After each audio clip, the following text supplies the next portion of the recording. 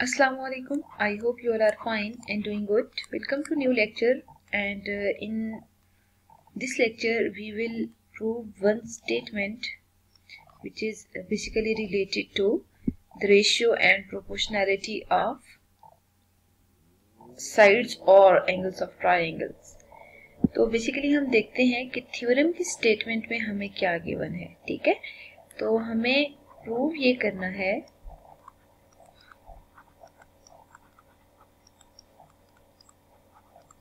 the internal bisector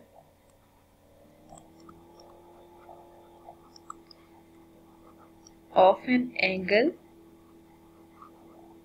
of triangle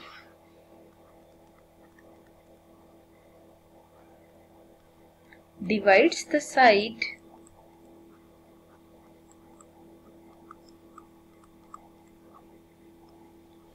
opposite to it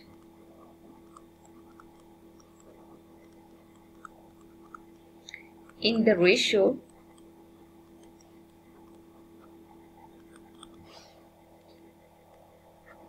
of the lengths of sides of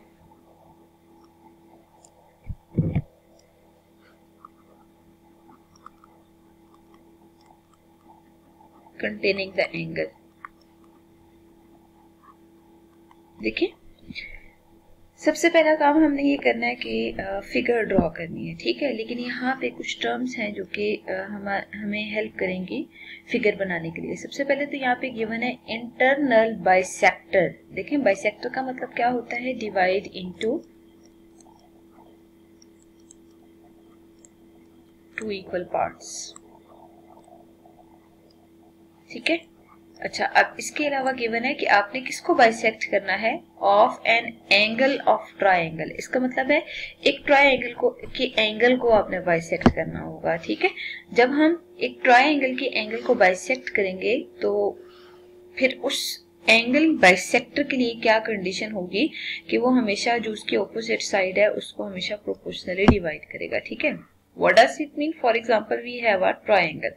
हम एक triangle consider कर लेते हैं और उस ट्रायंगल में प्रॉपर हम पॉइंट्स को मार्क कर देते हैं ए, बी एंड सी. ठीक है, अच्छा, अब देखें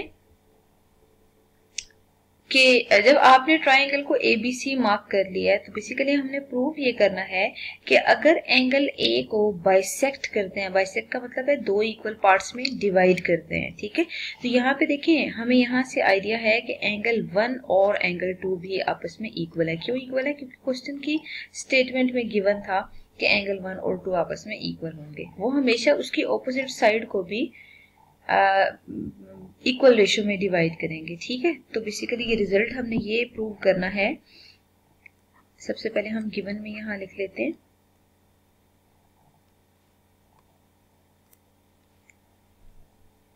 इन ट्रायंगल ए बी सी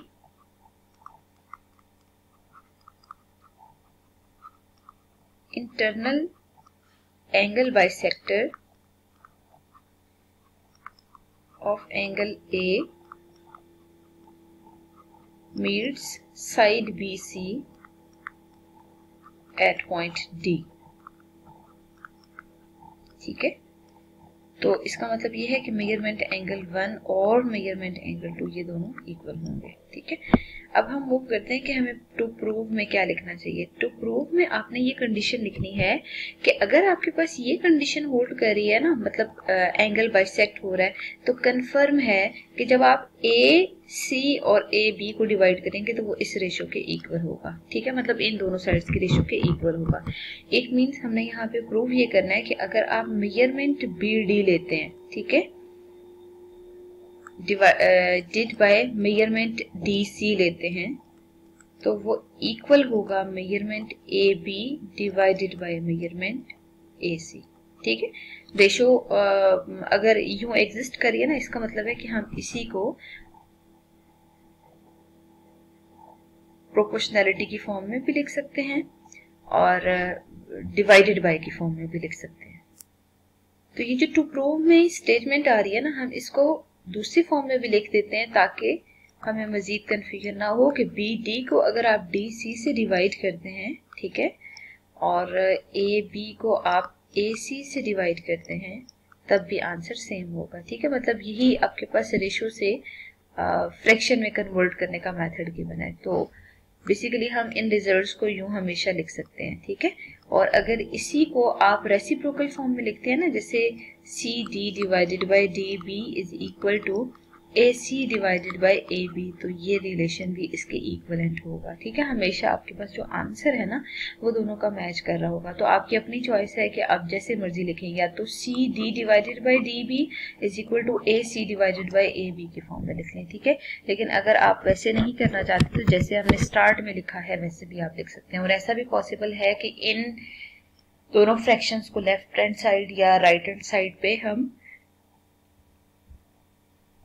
लिख सकते हैं, ठीक है। मतलब लोकेशन भी मैटर नहीं कर रही होती है, बस ये है कि फुल फ्रैक्शन जो है ना, जैसे C D by D B आपने लिखा है तो ए सी बाई ए बी, मतलब ये फुल फ्रैक्शन इसी तरह आनी चाहिए। अब हम मूव करते हैं कि हमें कंस्ट्रक्शन क्या करनी चाहिए। देखिए अगेन फिगर ड्रॉ कर लेते हैं ताकि हमारी कंफ्यूजन दूर हो जाए कि हमने बेसिकली क्या वर्किंग करनी है। आप क्या करें, एक ट्रायंगल पहले हमने ड्रॉ करनी है, ठीक है। ट्रायंगल ड्रॉ करने के बाद उसी ट्रायंगल में हमने बाइसेक्टर लेना है, ठीक है। जैसे देखिए ये मैं एंगल बाइसेक्टर ले रही हूँ।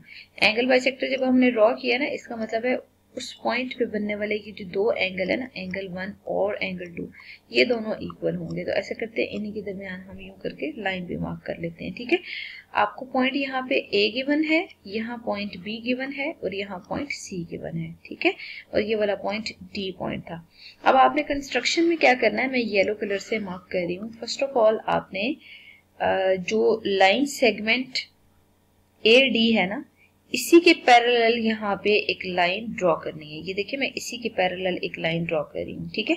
और आपने ये लाइन इस तरह ड्रॉ करनी है कि वो होनी इसके पैरेलल चाहिए, ठीक है। लेकिन उसके बाद फिर आप ए को थ्रू आउट एक्सटेंड कर दें। मतलब ये जो लाइन सी ए है ना, इसको थ्रू आउट एक्सटेंड करें। जहां पे वो दोनों इंटरसेक्ट कर रहे हैं ना, बेसिकली वो पॉइंट आपके पास ई पॉइंट होगा। तो मैं यहाँ से एक्स्ट्रा को रेज कर रही हूँ। ये वाला जो पॉइंट आ रहा है ना, पॉइंट ऑफ इंटरसेक्शन, ये ई पॉइंट आ रहा है। तो इस पॉइंट को ई मार्क कर दें। अब आपने ये याद रखना है कि यहाँ पे बनने वाला जो एंगल होगा ना, वो एंगल 3 होगा। और फिर देखें ये एक ट्रांसवर्सल कंसीडर होगा ए बी, क्योंकि ये दो पैरेलल लाइंस है। पैरेलल लाइंस को जो लाइन कट करती है उसे हम हमेशा ट्रांसवर्सल कहते हैं। इसका मतलब ये है कि ए बी जो है ना वो ट्रांसवर्सल कंसीडर होगा। इस वजह से एंगल 2 और 3 इक्वल होंगे। अगर एंगल 2 और 3 इक्वल है तो इसको एज इट इज मार्क कर लें। मार्क करने के बाद यहाँ पे आप एंगल 2 भी मार्क कर लें, ठीक है। तो बेसिकली हमने इन सब रिजल्ट्स को यहाँ फिगर में मेंशन करना था, क्योंकि आगे ये यूज होंगे।